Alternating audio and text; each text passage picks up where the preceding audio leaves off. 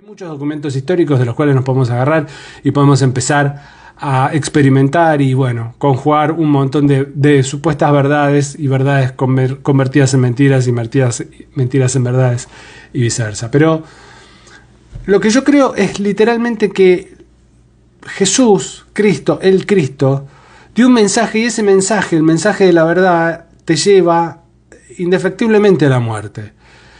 ¿Hubiera sido diferente? Por ejemplo, yo, te hago esta pregunta. Publiqué en Facebook esta misma historia y bueno, me cayó toda la gente de otra generación diciéndome que la cruz había sido hermosa o era hermosa, no sé para quién.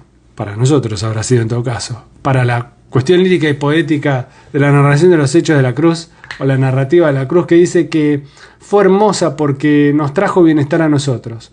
Si a Cristo lo hubieran matado de un balazo, ¿hubiera sido diferente porque no sufrió? Digo, si le hubieran metido un flechazo en la garganta y hubiera estado agonizando 24 horas y hubiera dicho todo lo mismo, ¿no? Balama Sabactani, perdónalos, no saben lo que hacen. ¿Hubiera sido distinto? No, no hubiera sido distinto. ¿Qué haces, Leo? Leo Goldberg. Creo que no hubiera sido distinto. El tema está en que por ahí, ponele que hubiera sido distinto, es que no nos permitimos nosotros como evangélicos, como hijos de la cultura evangélica, no nos permitimos pensar que por ahí la historia fue diferente o que tuvo otros matices. Nos hicimos un dibujo, un esquema en la cabeza y tiene que ser así. Estaba viendo ayer o antes de ayer, mira, te lo voy a colar con esto. Un milico que tiene un programa en YouTube, un canal de YouTube que te habla de armas de distintos ejércitos de distintas épocas del mundo y tocó hablar de los uniformes de los nazis. Entre ellos me desasnó con un montón de cosas, ¿no? En principio, las SS, la fuerza SS, eran unas fuerzas paramilitares que tenía Hitler, porque el ejército alemán no estaba muy de acuerdo con lo que hacía Hitler ni con la ideología que tenía Hitler. Entonces inventa las SS como una fuerza paramilitar para que pudieran hacer el enforcement de todas las leyes y todos los planteos que él iba a llevar a cabo, tanto en su propio país como para pegar la disidencia, como en los distintos países que iba invadiendo, también eran los encargados de los campos de concentración y todas estas cosas nefastas. Entonces deciden que había que darle una imagen rígida y con mucha estética, una estética que reuniera un mensaje claro, ¿no? Un mensaje de mando. Entonces hicieron los uniformes de la SS a medida de cada soldado. Los ejércitos generalmente tienen 3 o 4 medidas. Si te quedó un poco grande, fíjate qué haces, te lo arreglas o que te lo arregle tu abuela, que te lo tome tu abuela. Si no, al piste. Te equivocaste y al piste. Pero no, las SS te lo dejaban entalladito, perfectito, tenía que quedarte divino y mandar un mensaje. Dato curioso, no sé si sabías que el que manufacturó los trajes de las SS fue Hugo Boss. Hugo Boss, ¿viste esta casa de ropa ahora y perfumes que es como re cool? Bueno, Hugo Boss fue el que le hacía los trajes a los nazis y mostraban muchas fotos de Hugo Boss en los actos del nazismo. Pero también lo que mostraba era todo el sistema de propaganda, ¿no? De flyers, de panfletos, panfletería, revistas, toda la propaganda y toda la imaginería que tenía el nazismo para cambiarle la cabeza a su propia gente y que estuviera convencida de lo que estaba haciendo. El ministro de propaganda era un tal Himmler, Adolf Himmler, que fue el encargado de reunir todos estos elementos para poder hacerle la cabeza a la gente y que creyera en la idea que planteaba el nazismo. Además, en esa época empezaba el cine, las cámaras, y tenían una directora de cine que era tremenda, entonces utilizaron todo el potencial del cine para poder hacer propaganda. Bueno, todo eso le generó a los alemanes una imagen en la cabeza, porque eran imágenes visuales, de lo que era el Tercer Reich, lo que era la raza aria, lo que era la supremacía blanca, lo que era el conquistar el mundo. Y aún hoy todavía perduran esos ídolos que se fueron creando en la cabeza a través de las imágenes o imaginería. Divagando hoy por Pinterest, me puse a buscar imágenes de iglesia y me encontré con muchísima propaganda desde la época de Leonardo en adelante. Mucha pintura, mucha mucho arte de esa época donde se dibujaban a pedido del poder, en ese caso espiritual, el Vaticano, para que la gente tuviera una imagen de lo que era el cielo, Dios, los santos, y tuviera un impacto fuerte, porque como el mundo espiritual es un mundo conocible pero imperceptible, y nosotros vivimos en una dimensión de percepción, de tacto, de sentidos, tuvieron que darle toda la imaginería al mundo católico, digamos, propaganda. Y somos víctimas de esas propagandas y de esa propaganda que perduró. El nazismo duró, ¿cuánto? 10 años, 8 años, ponele 10 años. Pero el catolicismo, la religión y la superstición organizada tienen 1600 años, por lo menos. 1600, 1700 años. Imagínate si no se nos hicieron, nos enquistaron ideas e imágenes en la cabeza que nos cuestan despegar, porque van de generación en generación. Ilustraciones, correcto. Yo siempre voy con esta misma comparación, ¿no? Viste, la familia que tiene, son todos hinchas del mismo equipo de fútbol. Siempre cito el mismo. La gente de Avellaneda, que puede ser de Racing o de Independiente, pero digamos que es de Racing, elegí a Racing por los Benvenuto, y son todos de Racing, y Racing es lo más grande, y son los dueños del fútbol, y lo mejor que le pudo haber pasado al mundo. Pero es hereditario. Anda a decirle que hay 200 equipos más de fútbol en Argentina y 8 millones en el resto del mundo. No puede ser. ¿Por qué? Porque lo heredaron la cuestión cultural. Lo mismo sucede con la religión. La heredamos culturalmente, la heredamos socialmente. Y tenemos eso enquistado, estas fortalezas, estas imágenes en nuestra cabeza, y nos cuesta mucho poder pensar o desdoblar o desarticular todas estas ideas o estas imágenes enquistadas en nuestra mente. Las imágenes tienen un poder fuertísimo.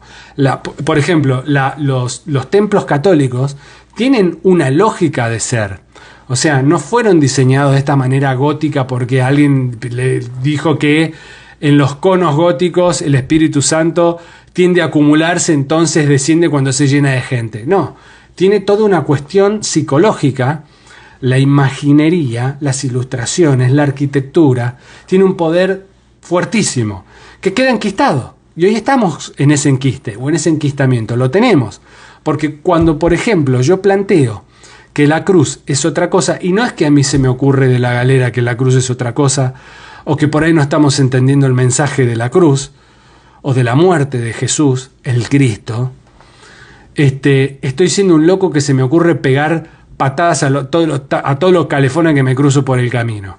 Es porque es un concepto ya analizado por muchas personas y es un concepto que vengo trabajando yo en la cabeza, que también me cuesta desdoblarlo porque soy víctima de toda esa propaganda, vamos a decirle espiritual, de dominio que hemos sufrido durante miles de años.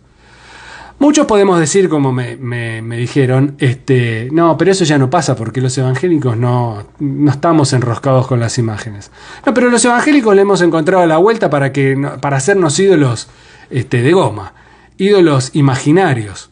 Digamos, estamos llenos de ídolos. Y no creo que sea necesario volver a tocar el tema de los ídolos porque hice varios videos y porque si no me estaría repitiendo una y otra vez y la idea sería que hablemos de otra cosa.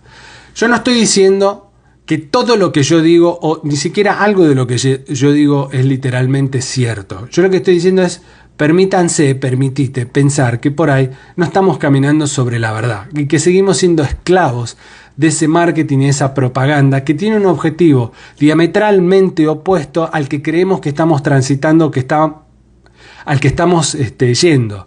Nosotros nos creemos santos, nos creemos especiales, nos creemos los mejores y resulta que después nos pegamos un putazo en la vida o la vida no es lo que nosotros esperábamos y empezamos a pensar ¿qué pasó Dios? O me porté mal yo o Dios no existe. Y no, por ahí no pasó ninguna de las dos cosas. Dios existe y vos no te portaste mal. Lo que pasa es que estamos interpretando la vida espiritual de una manera absolutamente diferente.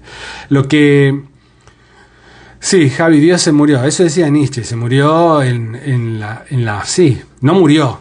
Existe, no muere. Pero lo hemos matado. Hemos matado a Dios en la sociedad. Hemos matado a Dios a través de la religión. Lo hemos matado a través de los conceptos.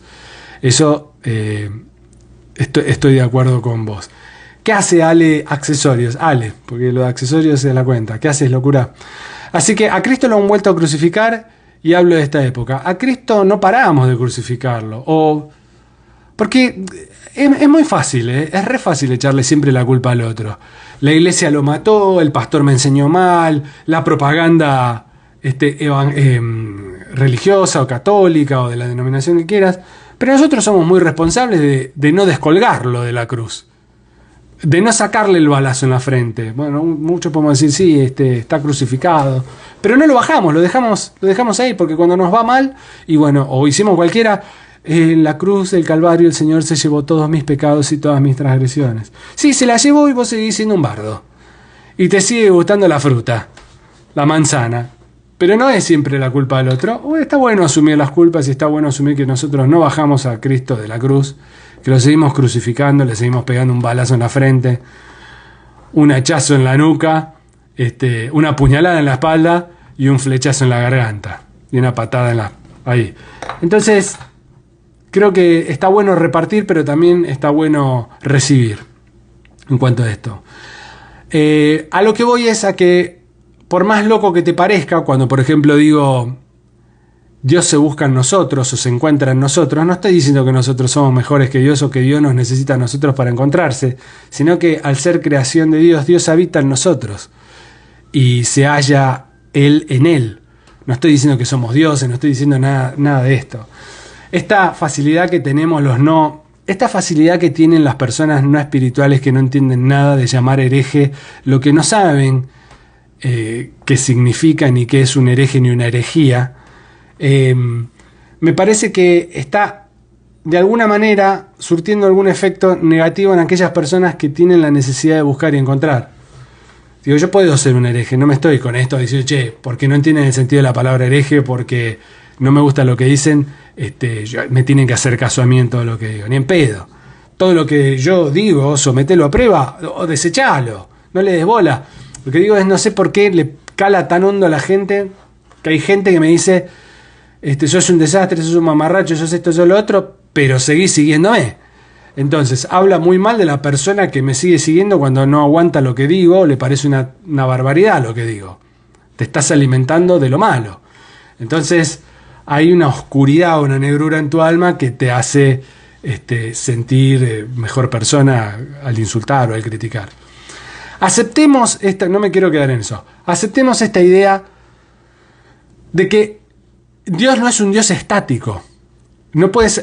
Nosotros lo hacemos estático. Esta loca idea que tenemos de que ya está resuelto Dios, que es Padre, Hijo, Espíritu Santo, que es una oración de fe, que es un diezmo, que es una ofrenda, que es un pacto, que es una confesión, que es una obediencia, que es un sometimiento a una supuesta autoridad espiritual, y porque así lo estableció la Biblia. La Biblia no puede establecer nada. En todo caso, hay textos en la Biblia que hablarían de un orden jerárquico que no tiene nada que ver con la jerarquía que nosotros interpretamos. Entonces, esto del sometimiento a la autoridad termina estando descontextualizado y desencajado, y lo terminamos haciendo un ídolo, parte de la propaganda, parte de una convicción que no tiene nada que ver con la verdad.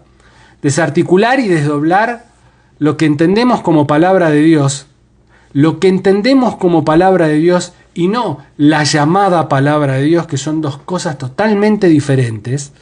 Una es la Biblia, que yo no reniego de la Biblia. Esto que ahora me escriben, ¿por qué hablas de la Biblia si vos renegás de la Biblia? No, yo creo que está llena de la compilación, la canonización y su armado está lleno de errores intencionales, que no son un obstáculo para que siga fluyendo la verdad de Dios, pero no literalmente la verdad que tenemos ahí, sino que la verdad empieza a fluir en nosotros y despierta la palabra que está escrita en nuestros corazones y en nuestra mente, o en nuestra mente y nuestros corazones, la palabra revelada que es Cristo, el Cristo.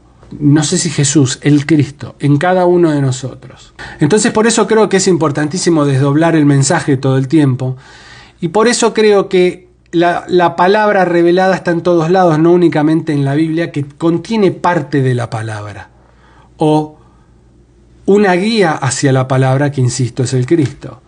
Hay un montón de libros que no han sido canonizados, apócrifos o canonizados, que yo encuentro en ellos muchas mucho sentido muy lógico en muchas de sus narraciones. Vos sabés que tenemos el Evangelio de Judas, que el otro día hice mención de lo que existe, no de lo que a mí se me ocurrió, y también fue un problema. ¿Por qué? Porque tengo una propaganda en la cabeza. Ahora sigo con esto. Me comí la propaganda. Tenemos el Evangelio de Judas, tenemos el Evangelio de María, tenemos el Evangelio de Jesús, tenemos el Evangelio de Tomás, tenemos los textos conocidos como apócrifos socialmente de Enoc.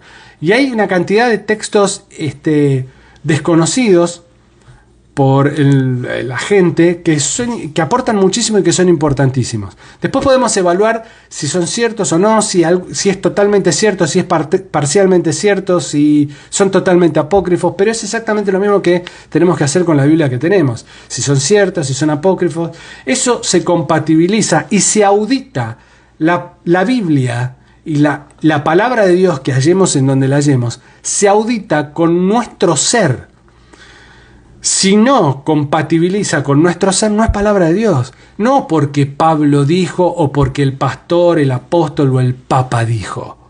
No tiene que ver con eso la compatibilización de la palabra o de la Biblia o de los textos con nosotros o en nosotros. El Cristo se nos tiene que revelar a cada uno de nosotros. Esto de seguir a Jesús, Jesús en vos, no es cierto. No es cierto. Es una deformación propagandística cultural. Cuando vos decís, todas las dudas mueren en Cristo, sí, cuando se te revela. Y cuando vivís la revelación del Cristo. Y estamos convencidos de que vivir al Cristo es hacer lo que hizo Jesús y caminar como Jesús. No. Ahí está, y ahí se pudre todo. Este chabón dijo que no es caminar como Jesús. Seguime el hilo de la conversación.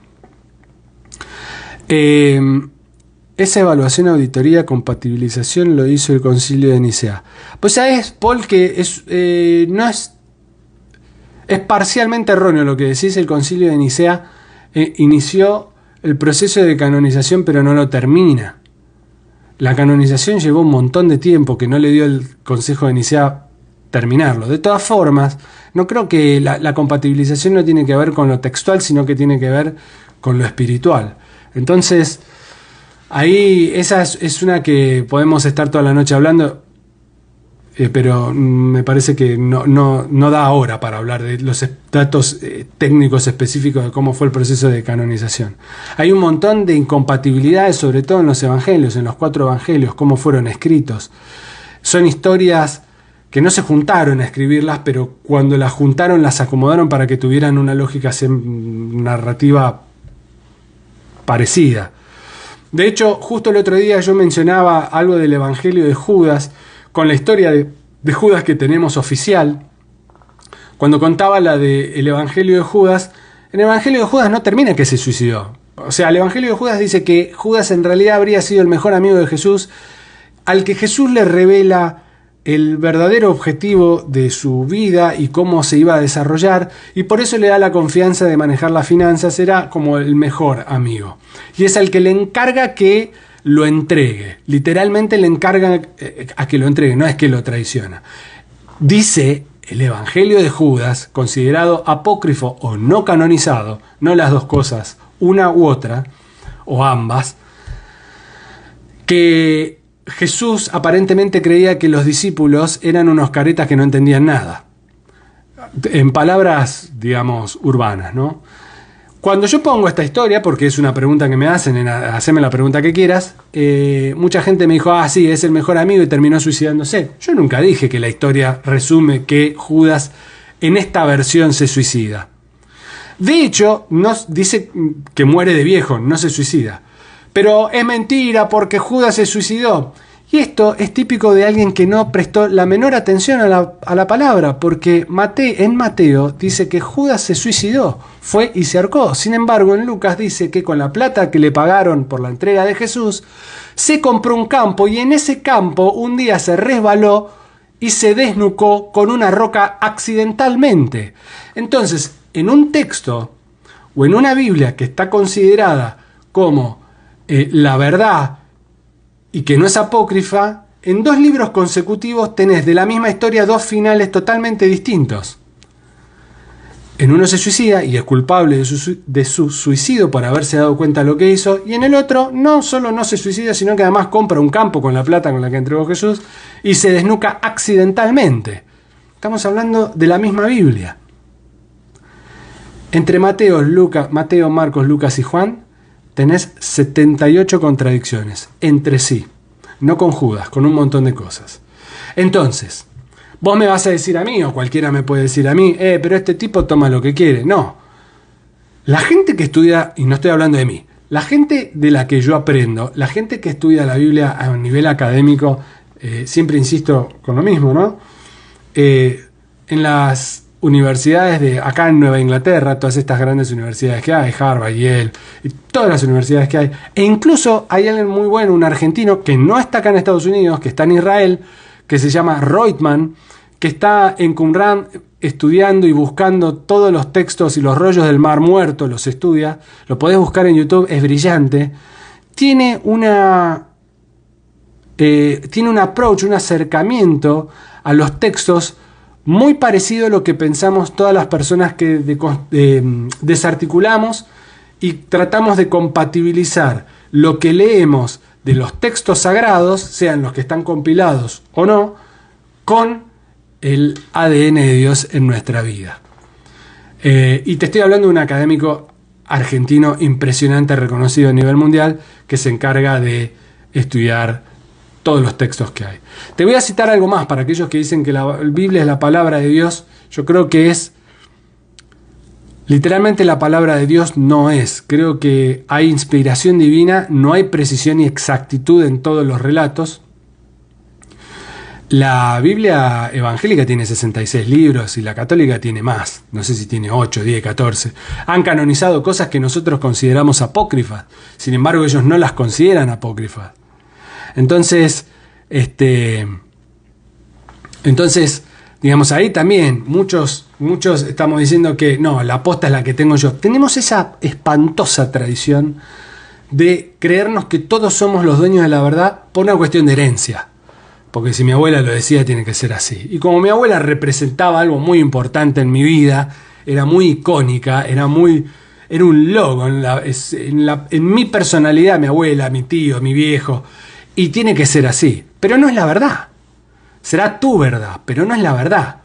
La verdad hay que desarticularla. A Dios hay que desarticularlo. La idea de Dios, no a Dios. La otra vez yo te decía, yo no creo en Dios. Uy, ya empezó este chabón. Ya empezó con todas sus huevadas, que no cree en Dios, que es ateo, que no. Yo no creo en el Dios que nos vendieron. Yo creo en el Rey del Universo, creo en un Dios muy alto. Pero al mismo tiempo creo que estamos siendo enseñados y repitiendo la enseñanza de un Dios muy bajo, un Dios muy mediocre, un Dios de pactos, de un Dios que se va a poner a la altura de mis necesidades, un Dios al que digo servir porque me conviene, porque me va bien, o porque no me va bien, pero me puede llegar a ir peor. Entonces, por las dudas, sigo haciendo lo que creo o me dijeron que es lo que a él le gustaría. Y lo que a él le gustaría no es lo que yo creo que a él le gustaría. Por las dudas que me vaya mal, que pierda lo que tengo, que deje de ganar lo que gano. Voy por todo y lo necesito. No tengo nada, pero puedo llegar a estar peor. No me quiten la ilusión de la salvación financiera, económica o de la salud amorosa o de la necesidad que tengas, de una deficiencia, de lo que sea. No lo tengo hoy, pero no me quites eso, no me quites la posibilidad de que sea cierto. Y eso es superstición, eso no es Dios. Yo no sé si Dios te va a dar todo lo que vos querés o todo lo que vos crees. Si es de Dios y está en tu destino, lo que Él preparó, o no sé si lo que Él preparó, lo que Él va manejando, y será. Pero si no es, no es. Hay mucha responsabilidad tuya o nuestra en lo que es y en lo que tiene que ser. Somos lo que hemos hecho y hemos pensado, seremos lo que pensemos, lo que hagamos y en lo que trabajemos, en el ámbito que sea. Mágicamente no suceden las cosas. Esta cuestión supersticiosa no se adhiere a la verdad del Rey del Universo. Dios es otra cosa, la cruz es otra cosa, la salvación es otra cosa. El arrepentimiento es entendimiento, es revelación, que no tiene que ver con comportamiento, no tiene que ver con tu identidad sexual, no tiene que ver con tu identidad laboral, no tiene que ver con tu identidad familiar, no tiene que ver con nada, es durísimo. Creía que lo tenía Dios al alcance de mi mano, pactando, hablando y diciéndole a todo el mundo lo que me dijeron que es evangelizar, que es repetir 4 libros y decir Dios te ama, Él te va a salvar, Él te vino a rescatar, cuando ni vos te sentís rescatado y no entendiste el evangelio todavía. No entendés los evangelios, que son APB, son APB. No podés asumir o aceptar que hay contradicciones, porque no puede ser, porque el texto es sagrado. No, el texto no es sagrado cuando compatibiliza con la verdad que está escrita en vos. Si no compatibiliza con tu verdad, con la verdad que fue escrita en vos, digo con tu verdad no la que vos crees, sino la que te fue dada, no es texto sagrado nada. Podés compatibilizar con Dorito, con tu vida. Podés leer con Dorito y creer que es un texto sagrado, y no compatibiliza con nada.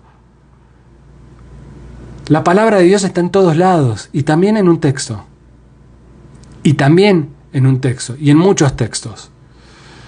La verdad de Dios está en los apóstoles y en los discípulos y en los personajes de la Biblia que, en resumidas cuentas, son personas comunes y corrientes como vos y como yo que documentaron su experiencia con Dios, aparentemente. Pero también está en la filosofía, en los filósofos, y está en las personas de a pie como vos y como yo, como te decía recién. Entonces hay que desarticular a Dios, o la idea de Dios, repito. Hay que desarticular todos estos ídolos que tenemos enquistados. Porque no puede ser que haya crecido tanto la religión en un mundo que se supone, y nos dicen todo el tiempo, el relato nos dice que se opone a la verdad y que va a haber persecución.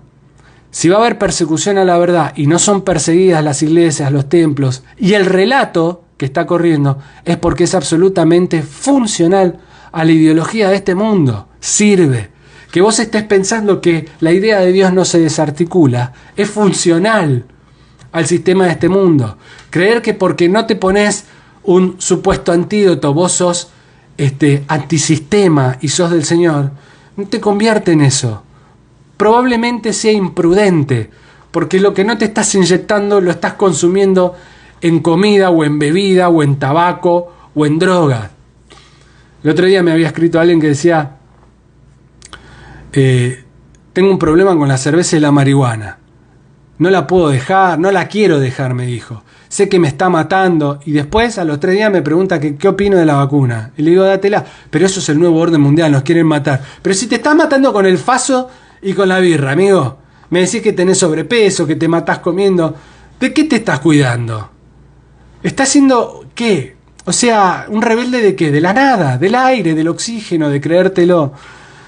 El rebelde, el verdadero rebelde de este tiempo no es el que no se vacuna. El verdadero rebelde de este tiempo es el que busca la verdad y que se permite pensar más allá.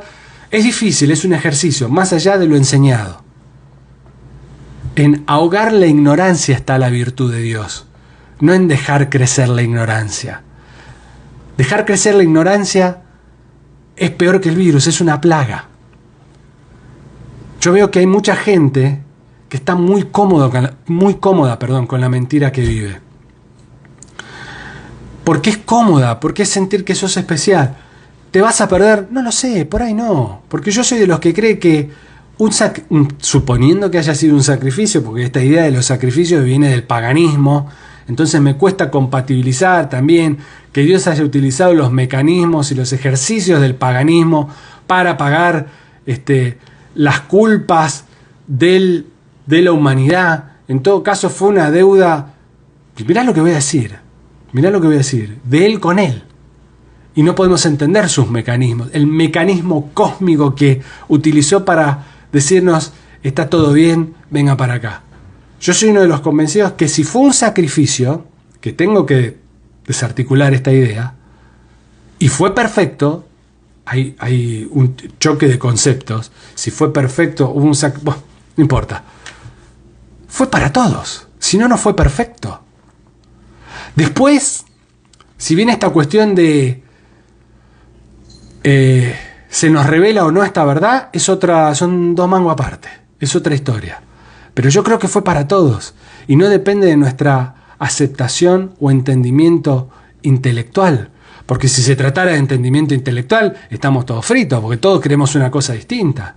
Voy a ir a grandes rasgos, a las naciones, vamos, a los continentes, a las naciones, a los grupos étnicos dentro de las mismas naciones, a las provincias o estados dentro de cada nación, a las diferentes culturas dentro de un microambiente, a las diferentes denominaciones dentro de una misma creencia, donde todos son los dueños de la verdad y ninguno le presta o le da la posibilidad de que por ahí el otro tenga algo de verdad y yo no. Y por ahí yo tenga algo y el otro no me da esa misma cabida. Entonces, y en el mundo, entonces todos los musulmanes están muertos, no van al cielo. Todos los hindúes no van al cielo. Todos los budistas no, nadie, ninguno va a ir, ninguno. ¿Por qué? Porque nosotros somos los únicos dueños de la verdad. Eso sí, los evangélicos pentecostales del tercer milenio que se tapan la cabeza y usan zapatos negros y se reúnen los miércoles y los domingos de 6 a 9, hacen alabanza y por supuesto están al día con sus diezmos y sus ofrendas. El resto de la humanidad no se salva. Entonces es imperante que desarticulemos a Dios.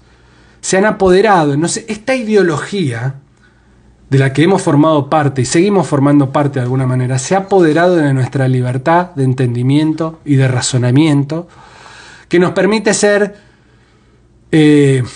totalmente,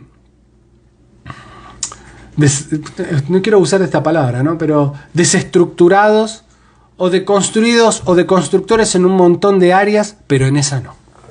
Porque a Dios no le gusta. ¿Quién sabe lo que a Dios le gusta y no le gusta? Más que uno mismo. ¿Qué es lo que a Dios le gusta y a Dios no le gusta? ¿De dónde salen?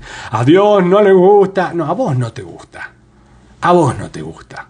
Porque la palabra... ¿Qué palabra? ¿Cuál es la palabra? ¿La revelada? ¿O el texto que tiene 700 millones de versiones y 200.000 traducciones distintas? Y una de otra no dice lo mismo. Y como te decía recién, si agarra una católica tiene más libros, si agarra una pentecostal, una evangelista tiene menos, si agarra un Nuevo Testamento es una cosa, si agarro todos los dos... ¿De qué estamos hablando? No conviene que seamos libres, porque en la libertad somos imparables.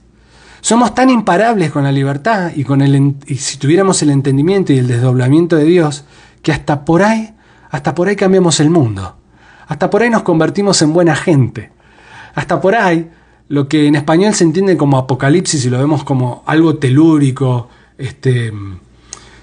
final, tétrico, de mucha muerte, termina siendo lo que es en inglés, en el idioma inglés, la revelación. Se empieza el proceso doloroso que nos da una revelación y un entendimiento de Dios más allá, que nos termina redimiendo a nosotros mismos, de nosotros mismos. Y ante nosotros mismos.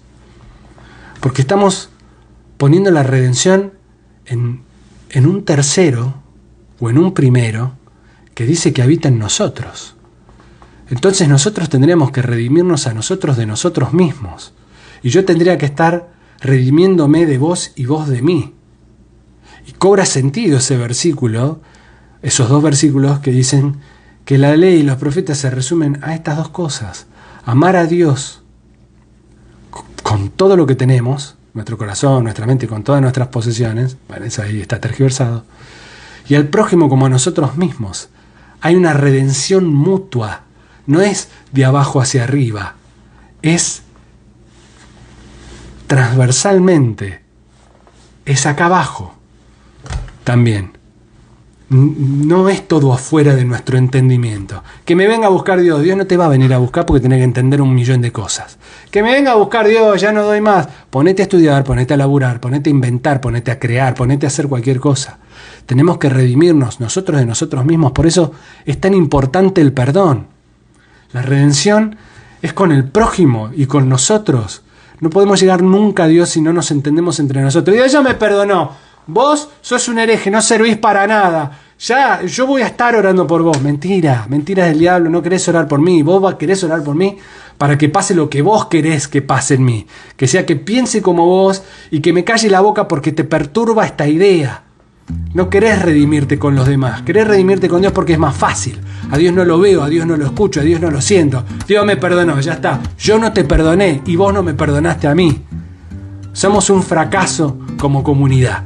Desarticulemos, porque si no desarticulamos no podemos profundizar en la verdad. Esa es la verdad.